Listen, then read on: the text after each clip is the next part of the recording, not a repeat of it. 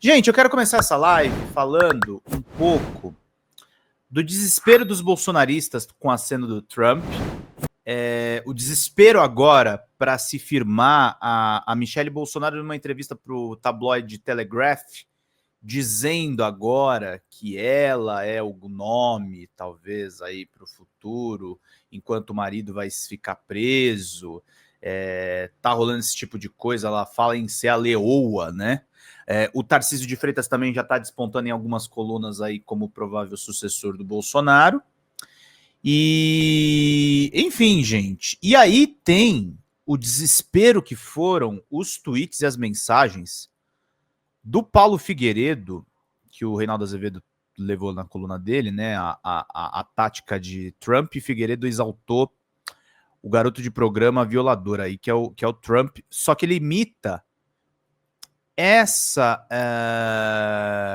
cantora, a Sydney Sweeney, que fez uma propaganda de jeans que foi visto por muitas pessoas nas redes aí, inclusive teve essa American Eagle, chegou a colocar essa propaganda aqui, Sydney Sweeney has great jeans, como se fosse uma mensagem mesmo de supremacia branca.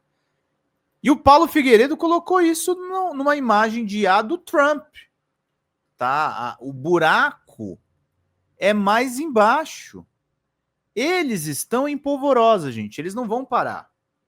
E eles não vão parar por uma coisa. Eu estava conversando hoje, antes de entrar aqui ao vivo com vocês, eu estava conversando com o Pedro Costa Júnior, que aliás já veio aqui na Folha Democrata, já veio aqui no nosso canal, falou bastante a respeito das principais informações aí internacionais. E hoje eu estava conversando com ele a respeito do discurso do Lula e do discurso do Trump. E o Lula é um animal político tão completo, é um Pelé da geopolítica, tá? Ele é tão completo que o Trump provavelmente fez o discurso mais afrontoso contra a ONU, o discurso mais absurdo contra as medidas para atenuar efeitos do aquecimento global, contra os países europeus, reafirmando a sua política de taxas. E mesmo com esse discurso de uma hora, o Trump conseguiu tecer elogios ao presidente Lula. O Trump conseguiu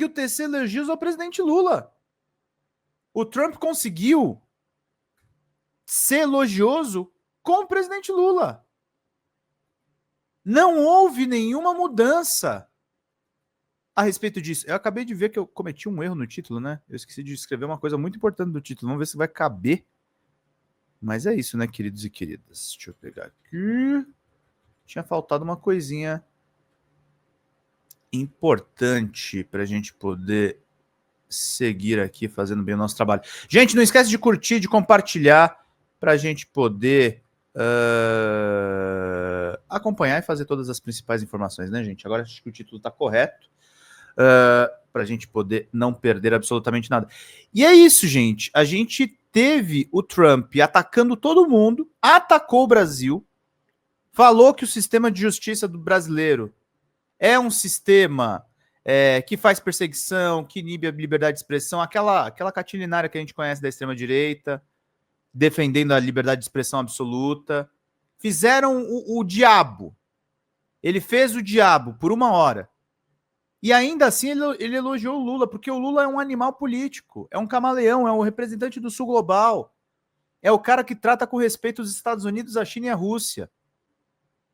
É o cara que consegue articular interesses, inclusive antagônicos. É o cara que é um pé pesado no BRICS e, ao mesmo tempo, também é um pé pesado nas questões de defesa da América Latina. É um cara que conversa com gente de direita, com gente de esquerda, porque a política, na verdade, meus amigos, a política é isso. A política é camaleônica, a política é improvável. Às vezes a gente não sabe com quem a gente vai conversar exatamente. Não tem nada a ver com aqueles votos vergonhosos dos petistas e de outros partidos a favor da PEC e da blindagem. Aquilo é safadeza. Aquilo é baixo nível.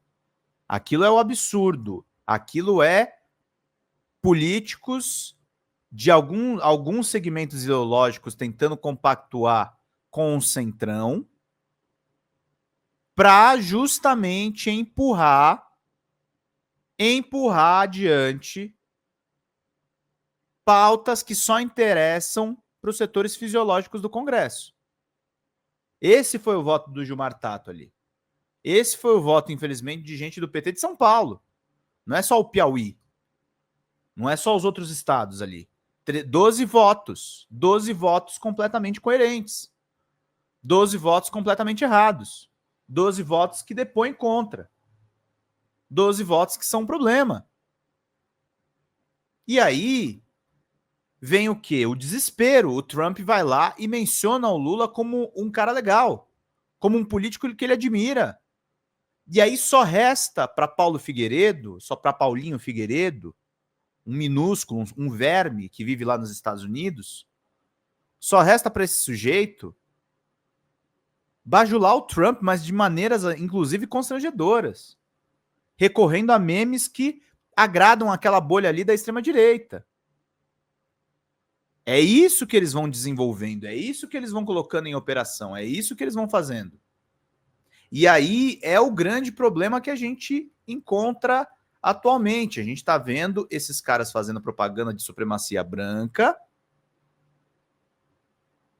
num desespero, porque eles não têm resposta ao camaleônico Lula, gente. Eles não têm um político íntegro, eles têm um Bolsonaro que é um pé de chumbo para a visão ideológica deles. Não voa, não sai do lugar. Teve um mandato e não conseguiu se reeleger. Teve um mandato e tentou dar golpe de Estado. E pior do que dar o golpe de Estado, porque no fundo todos eles são apaixonados pela ditadura militar, são apaixonados por subverter o regime democrático que eles vivem. Para além disso, ele simplesmente não conseguiu dar o golpe. Não conseguiu dar o golpe. Então é sobre isso que está sendo a repercussão que está sendo a repercussão desse discurso do Lula na ONU, do discurso do Trump na ONU, desses afagos, desses elogios. É desespero na extrema-direita, gente. É um pega pra capar. Eles estão vendo que permanecer no poder e com essa onda de tornar extremistas vai ser difícil, não vai ser fácil. A gente vai conversar daqui a pouco com uma pessoa que viveu de perto, viveu no seio da família, sendo filha de um dos gurus dessas movimentações. E a Heloísa tem muito a falar. A Heloísa é muito pouco ouvida.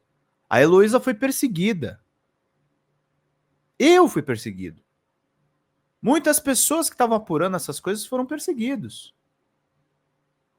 E a gente tem que cada vez mais erguer as nossas vozes, somar os nossos empenhos, para que a gente não se perca ao longo do caminho, gente. Porque a jornada é dura, a jornada não é fácil. Muitas vezes nem mesmo os nossos governos nos ajudam.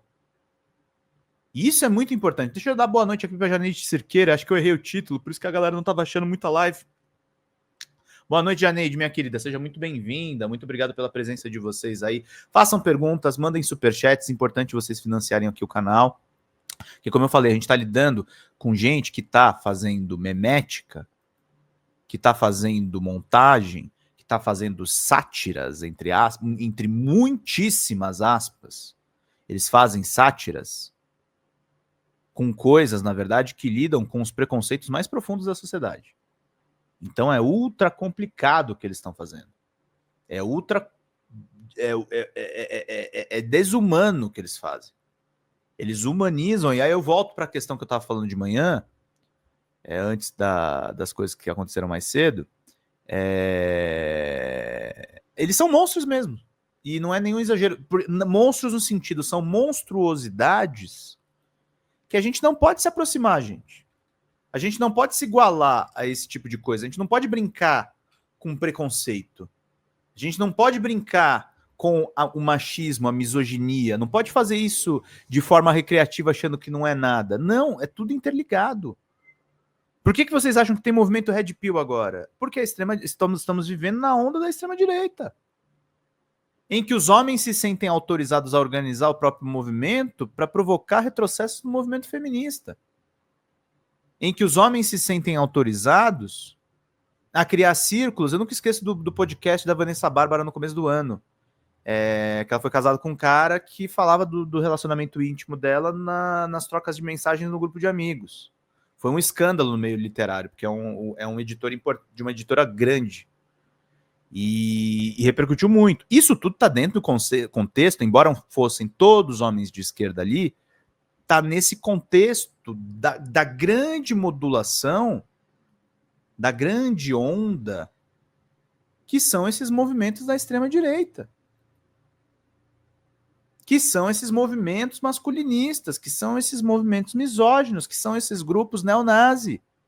Existem grupos neonazistas em operação no Brasil, sendo desmantelados ao pouco. Ameaçaram no show da Lady Gaga.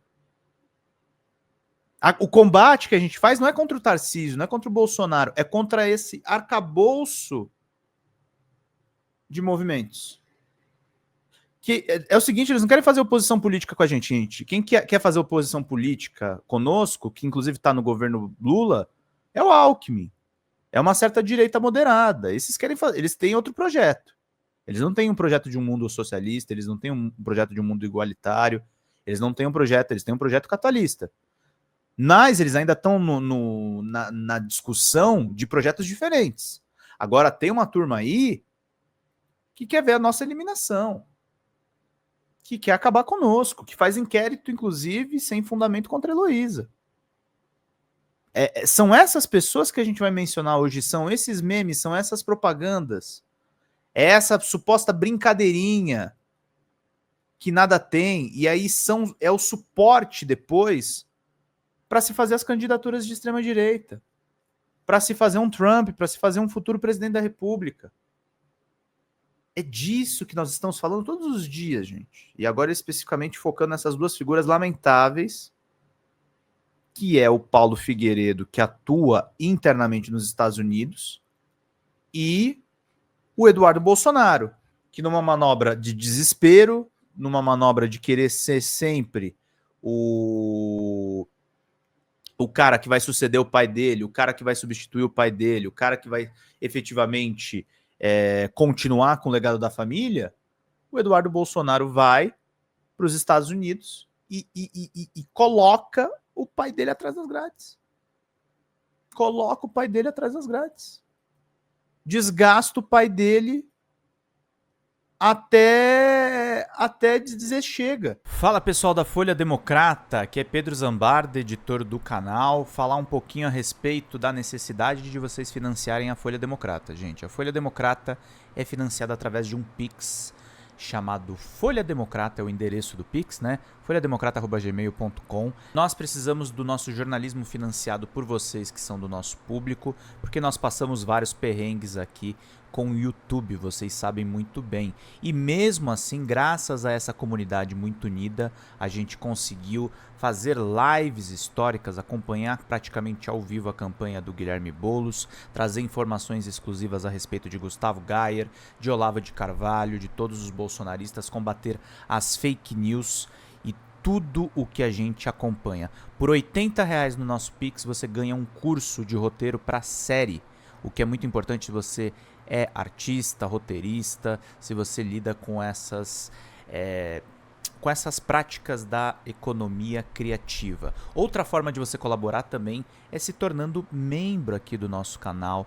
Isso é muito importante para você fazer as suas atividades por aqui, porque você tem acesso a vídeos exclusivos e nós temos um curso de jornalismo básico para você poder acompanhar a partir de R$5, que é ministrado por mim. A gente tem aí quase uma dezena de aulas e muito conteúdo para você poder acompanhar. Meus caros, minhas caras, financiem o jornalismo independente, financiem o jornalismo que se posiciona à esquerda, financiem o jornalismo na internet, que traz informações confiáveis, checadas, que cruza informações e que trata você que é o nosso público, de uma maneira muito séria. Vida longa e próspera, gente. Cuidem dos seus. Até mais. Tchau, tchau.